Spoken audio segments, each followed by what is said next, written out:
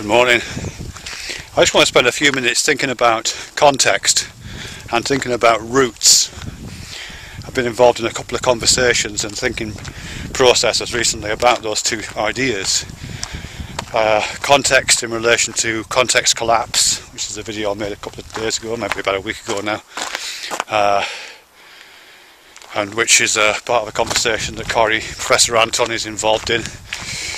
He's made a good video response to that about context and how YouTube and other kinds of sites like this have been referred to as sites of context collapse. You know, when you make a video on YouTube, you don't know how it's going to be received because you don't know what context is going to be applied to it or what context the viewers are bringing to it.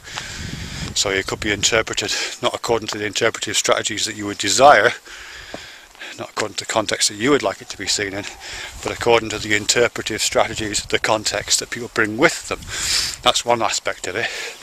But I want to compare that really to a conversation I was having with Suicide for Celluloid to do with, well, it started out to do with trolling and the internet and different things, but it came down to the metaphors of root and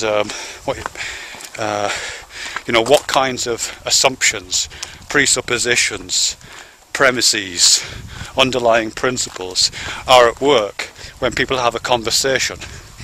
Because if you and I are having a conversation right now, we could talk about the way we understand each other or the opportunities for misunderstandings. We could talk about that in terms of either the context. You know, if you're looking at this with a different context, then there's obviously a possibility of misunderstanding. If we share a context, then we're more likely to have a successful communication. Or we could talk about this in terms of roots. If you and I have shared assumptions, shared presuppositions, a shared set of premises that we're both working from, then there's more likely to be successful communications. And if, again, those presuppositions, assumptions, premises differ, then whilst we may seem to be communicating at some point, we'll realise that actually we're talking from very different premises. Our roots will be different, almost like the branches of these trees knocking against one another, thinking they have a successful communication, but actually they come from completely different roots. Actually, that's not a very good analogy, but you know what I mean. So these two things, context and root, are different ways of looking at it, but they are quite different metaphors, aren't they, I think? You know, because I think when we think of context, for me at least, is a bit like environment or frame, isn't it? You know, you look at the context of something. You're looking at a figure in a landscape. I'm walking through this landscape right now, and the most physical context I'm in is the one you can see behind me right now. You know, which is this lane here in Cornwall. That's the physical context, and I think that provides the substance, the concrete source for those metaphors to do with context. Because when we use context, we don't usually mean physical and literal, do we? We usually mean it in metaphorical sense.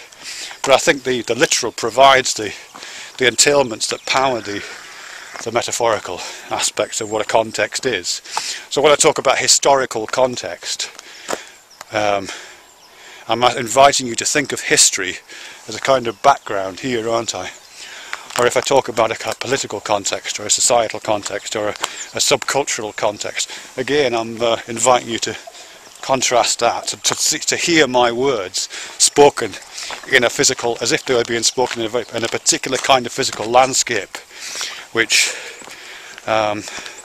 provides a frame for them. Again, frame is like that, isn't it? It's something that goes around something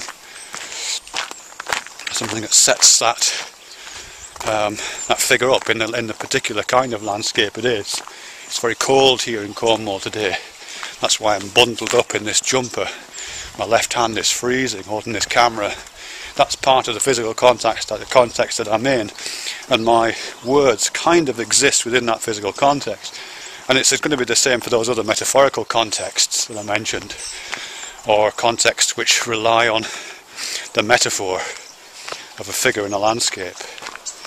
Root is something different, though, isn't it?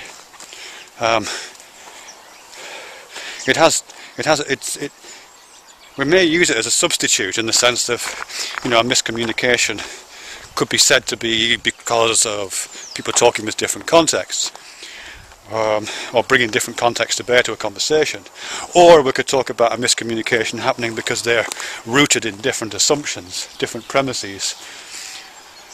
But a root is different to a context. A root is something, well, firstly it's something that precedes what follows. The roots of a tree grow along before the branches. I mean, they grow at the same time, but the roots precede the existence of the branches. They're also more fundamental and foundational. In an almost literal sense, fundament does mean the bottom of, doesn't it? So they're the things that support what follows. The roots of a conversation, the presuppositions, the premises, support what follows from that. The context doesn't support what I'm saying, but the roots of this does. So it has a different relationship to it. Cutting something off at the root, this is something Suicide for Celluloid mentioned, cutting to the root, but also potentially cutting something off at the root. If you cut something off at the root, everything above it withers. If I make some kind of statement and you can cut to the root of that by undermining, getting underneath what I've said, finding the roots of what I'm talking about in terms of its basal premises, foundational principles, and cut those off, then the whole arboreal flowering of my words which follow it just dies and withers on the vine, doesn't it, because the roots have been cut. The same isn't necessarily true for context, although what I might say, of course, is influenced by context and should only be read in context. If you strip the context away, it doesn't necessarily mean that what I say disappears. It just means it might change, and if you restore the context it'll come back. It has those kind of relationships, doesn't it? There's also something to do with nutrition about roots, I think.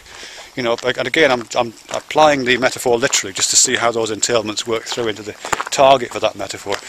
Roots, for the most part at least, are where plants, these trees, get their nutrition from. I know they also get some from the sunlight, for example, but most of their nutrition comes up through those kind of transpiration processes, don't they, whatever they are, up through the roots. So in that sense, an idea is fueled, is given nutrients by the processes of it that work at the level of the premise. And the stronger a set of premises are, the stronger the roots of your argument are, the more nourishment comes up to their final conclusions. If an argument is built on weak or frail or spindly or starved roots, inadequate premises, then the argument itself can't really grow, it can't have any vigour. But if it's built on solid roots, or more vigorous roots, more hungry roots under the ground, then it's more likely to thrive. The same thing isn't true of context. Context doesn't have that kind of nourishing relationship to the figure in the landscape of that context. I think that'll do for now. Yeah, so I'm just thinking about the metaphors that power those terms.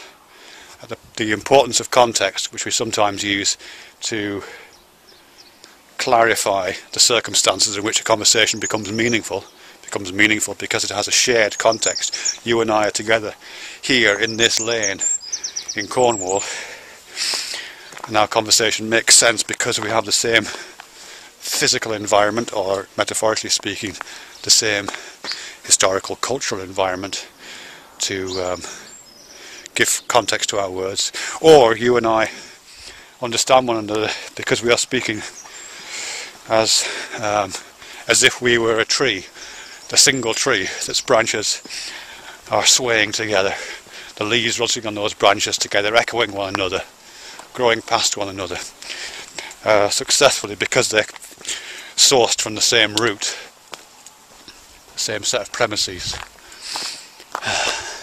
Beautiful morning here. Let's just point to the sky and say goodbye.